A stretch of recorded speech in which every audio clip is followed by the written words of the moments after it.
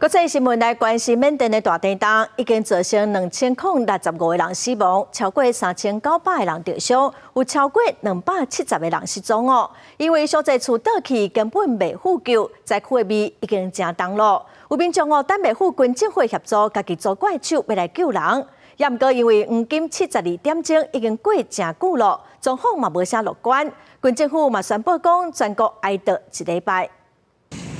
这位无愿意透露名的生还者，伫缅甸强烈地震发生迄日，为家己已经倒去的餐厅中滚量爬出来，而且也想要将员工救出来，也毋过做袂到。迄当时，伊甲其他4个人掉伫庄仔厝下堆几啊点钟，后来3名员工罹难，其中1个人遗体到即马也留伫内底。即马伊的感觉是已经互当局放弃啊。在里边憋了，是买3个人的所有抽烟的，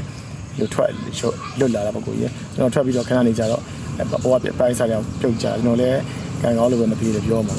英國廣播公司 BBC 記者報道，即馬是一年中上燒熱的季節，氣溫外攝氏40度，一直有地震尾，百姓唔敢踮伫室內。有一寡莊仔厝下堆會當看到火粒，真臭的臭味飄出，推測有真濟人是死佇內底，也毋過無任何被開挖的情形。東寨區一間幼兒園發現大約有15個囡仔切盤下甲教區7毫米，散佇莊仔厝下堆內。一位家長艱苦的表示，囡仔遺體已經找到，至少是完整的。援助組織經過緬甸的人道危機當咧惡化，尤其連病院攏震害，醫療量能根本就袂堪為負擔。